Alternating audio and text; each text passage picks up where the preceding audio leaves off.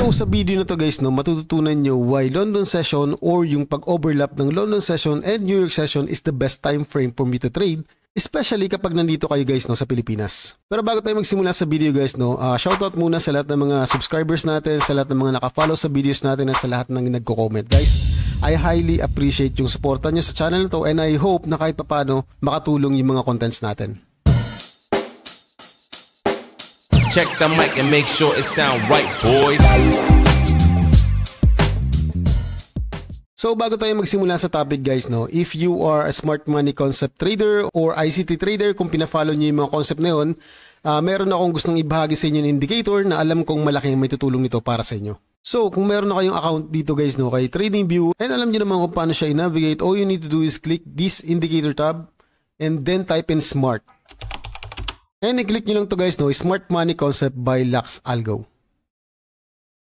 So as you can see on the chart guys, no, this is the indicator. So kung SMC trader ka, nahihirapan ka pa rin hanapin yung breakup structure, yung mga equal lows, yung supply and demand, malaki ang may tutulong sa iyo ng indicator na to. But alam niyo naman guys, no, I'm not trading SMC or ICT concept. Okay, I have my own strategy and style sa pag-trade, and ibinahagi ko lang tong indicator na to kasi alam ko na malaking matutulong nito sa pag-trade nyo.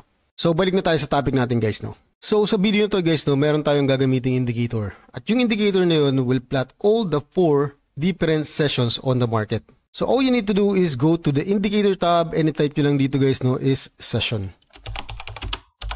And then piliin nyo lang to guys, no, yung session by Lux Algo.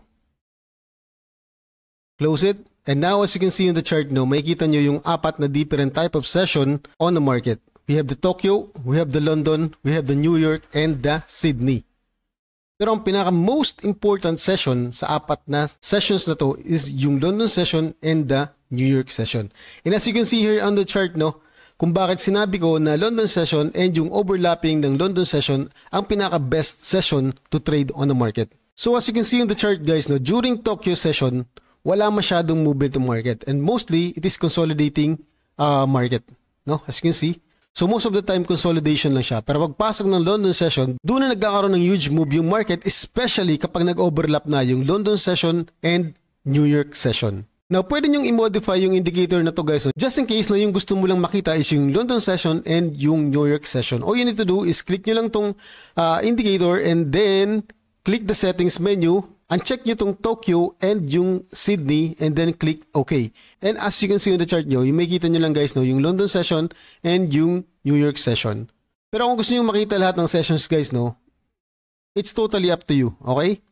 So, as you can see guys, no, knowing this information, makakagawa ka na ng sarili mong strategy. For example, if you wanna trade the breakout of London session or yung pagpasok ng London session, all you need to do is mark the high and the low ng Tokyo session, and kapag nag-breakout na yung price during London session, doon ka na makakahanap ngayon ng opportunity to take a trade. Okay? As you can see in the chart.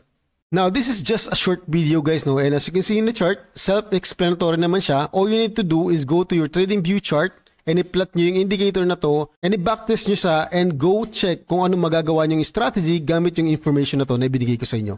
So kung meron pa kayong mga tanong guys, no, at hindi natin pag-usapan dito sa video na to, just comment lang sa comment section natin yung mga gusto niyo pang matutunan dito sa topic natin and pag-uusapan natin yan guys sa susunod natin na video. Or if pwede ko naman masagot na, sasagutin ko na mismo sa comment section natin. So again, thank you so much for being here sa channel natin and God bless sa lahat. Happy trading!